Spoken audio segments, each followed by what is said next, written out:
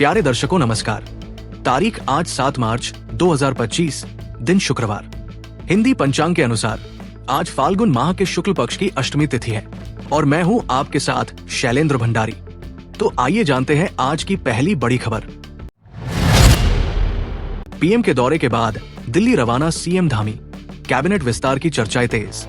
PM Modi के मुखबा दौरे के बाद धामी कैबिनेट में विस्तार की चर्चाएं जोरों पर हैं, क्योंकि सीएम धामी भी अब दिल्ली रवाना हो गए हैं। बताया जा रहा है कि उनकी केंद्रीय गृह मंत्री अमित शाह से मुलाकात कैबिनेट विस्तार को लेकर हुई है।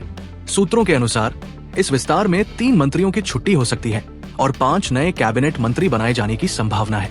बीजेपी प्रदेश अध्यक्ष महेंद्र भट्ट ने कहा कि सभी राजनीतिक परिस्थितियों की जानकारी केंद्र को दी जा चुकी है और अब फैसला केंद्रीय नेतृत्व को लेना है।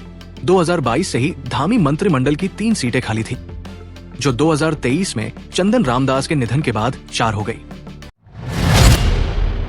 38वें नेशनल गेम्स में मेडल जीतने वाले खिलाड़ियों को मिलेगी नौकरी, 2 गुना प्रोत्साहन राशि भी देगी सरकार।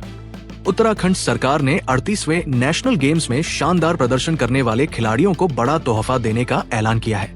राज्य के खिलाड़ियों ने 103 पदक जीतकर प्रदेश को 7वें स्थान पर पहुंचाया था। अब सरकार ने इन विजेताओं को 2 गुना प्रोत्साहन राशि देने और सरकारी नौकरियां देने की घोषणा की है। सरकार ने 243 नए पदों को सृजित करने का प्रस्ताव तैयार किया है, जिसे जल्द कैबिनेट में रखा जाएगा।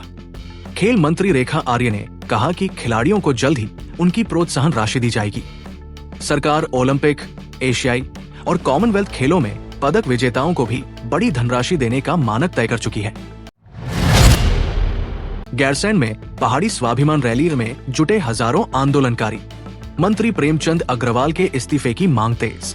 ग्रीष्मकालीन राजधानी गैरसैंण में आयोजित पहाड़ी स्वाभिमान रैली में हजारों आंदोलनकारी जुटे और कैबिनेट मंत्री प्रेमचंद अग्रवाल के विवादास्पद बयान के खिलाफ आक्रोश जताया।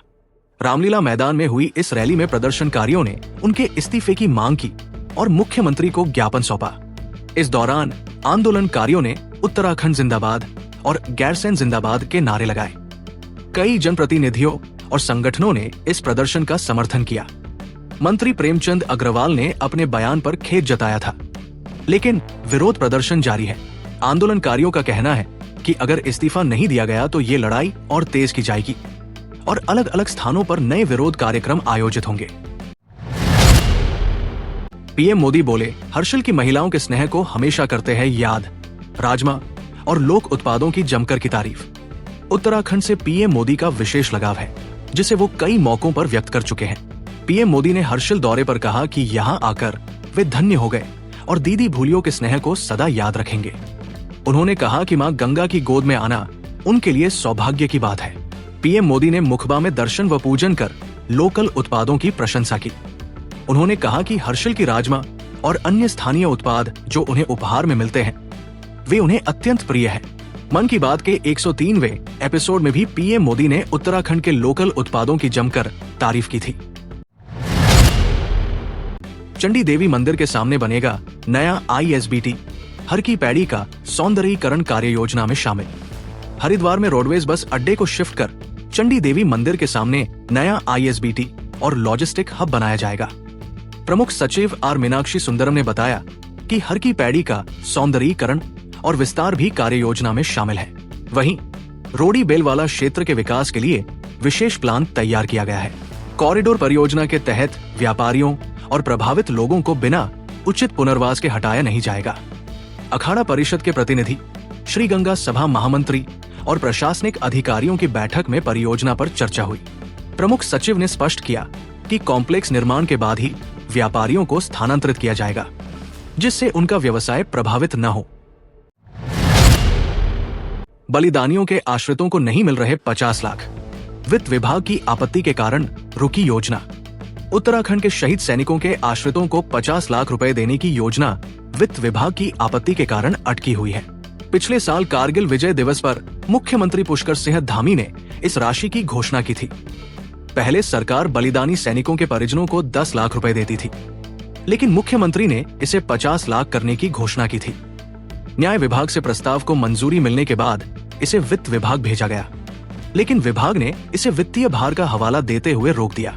सैनिक कल्याण मंत्री गणेश जोशी ने कहा कि इस आपत्ति पर जवाब भेज दिया गया है और जल्द ही इस योजना को लागू करने का प्रयास किया जाएगा।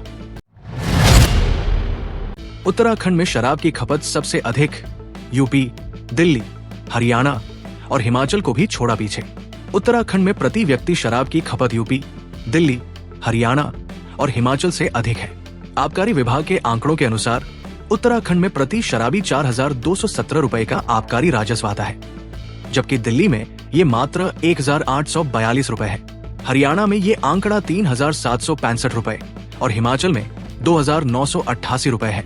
यदि उत्तर प्रदेश की आबादी और राजस्व की तुलना उत्तराखंड से की जाए तो यूपी का राजस्व 1 लाख करोड़ से अधिक होना चाहिए।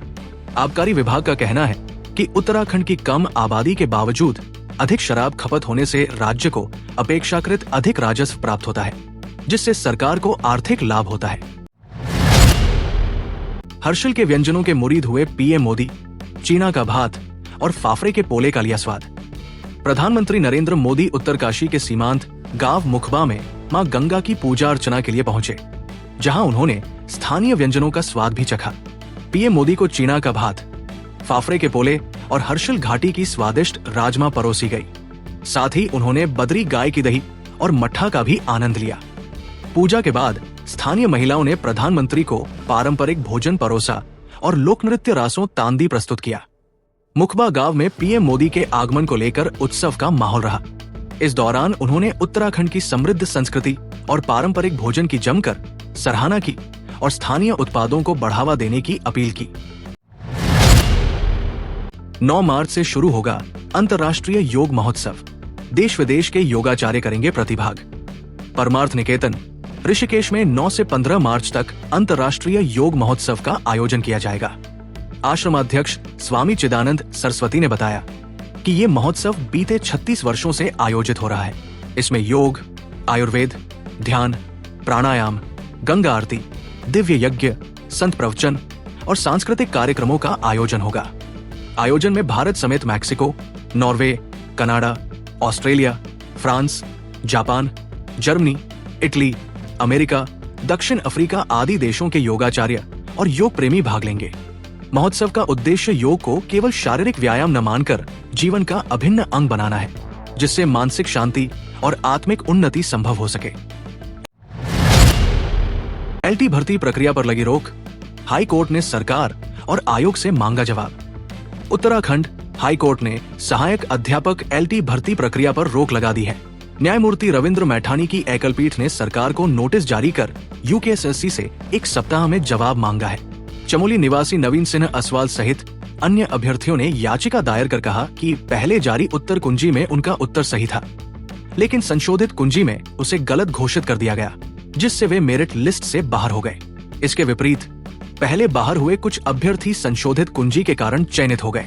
याचिकाकर्ताओं ने भर्ती प्रक्रिया में गड़बड़ी का आरोप लगाया, जिसके बाद हाईकोर्ट ने फिलहाल नियुक्ति पत्र जारी करने पर रोक लगा दी है। 7 मार्च को पंतनगर में 117वें अखिल भारतीय किसान मेला, 30,000 किसान होंगे शामिल। 7 मार्च से पंतनगर कृषि विश्वविद्यालय में 117वें अखिल भारतीय किसान मेले का शुभारंभ पूर्व मुख्यमंत्री भगत सिंह कोश्यारी द्वारा किया जाएगा। 4 दिवसीय मेले में उन्नत बीज, आधुनिक कृषि यंत्रों और पौधों की प्रदर्शनी लगेगी। इस बार 30,000 किसानों के आने की संभावना है। सांसद अजय भट्ट और कृषि मंत्री गणेश जोशी भी शामिल होंगे। मेले में 350 स्टॉल लगाए जाएंगे और वैज्ञानिकों द्वारा बेमौसमी धान की खेती के विकल्प बताए जाएंगे। नेपाल समेत अन्य राज्यों के किसान भी भाग लेंगे। प्रत्येक दिन 1000 किसानों को जागरूक किया जाएगा, जिससे खेती में आधुनिक तकनीकों को अपनाने में मदद मिलेगी। पीएम मोदी के सुझावों पर अमल शुरू, मुख्य सचिव ने 13 बिंदुओं पर मांगी रिपोर्ट।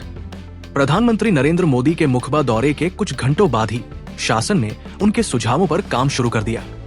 मुख्य सचिव राधा रतूड़ी ने उच्च अधिकारियों को 13 बिंदुओं पर आवश्यक कार्रवाई कर रिपोर्ट देने के निर्देश दिए। पीएम ने पर्यटन की ब्रांडिंग, होम स्टे को मुद्रा लोन से जोड़ने, फिल्म शूटिंग डेस्टिनेशन विकसित करने और जादूंग, नेलांग गांवों को पर्यटन केंद्र बनाने के सुझाव दिए थे।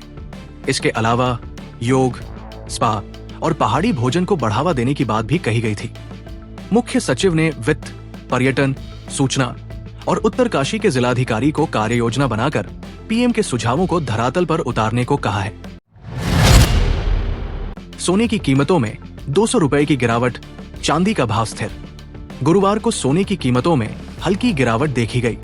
अखिल भारतीय सर्राफा एसोसिएशन के अनुसार दिल्ली में 99.9% शुद्धता वाला सोना 200 रुपए गिरकर 89,100 रुपए प्रति 10 ग्राम पर आ गया, जबकि पिछले सत्र में ये 89,300 रुपए पर बंद हुआ था। 99.5% शुद्धता वाला सोना भी 88,700 रुपए पर पहुंच गया, जो पहले 88,900 रुपए था। हालांकि चांदी की कीमतों में कोई बदलाव नहीं हुआ और ये 99,000 रुपए प्रति किलोग्राम पर स्थिर रही। बाजार विशेषज्ञों के अनुसार अंतर्राष्ट्रीय बाजार में उतार चढ़ाव और निवेशकों की सतर्कता के कारण सोने की कीमतों में गिरावट आई है, जबकि चांदी की मांग स्थिर बनी हुई है। प्यारे दर्शकों, ये थी आज की प्रमुख खबरें। ओह न्यूज उत्तराखंड को सब्सक्राइब करें और बेल आइकन दबाएं ताकि आपको उत्तराखंड की हर छोटी बड़ी खबर सबसे पहले मिले। नमस्कार।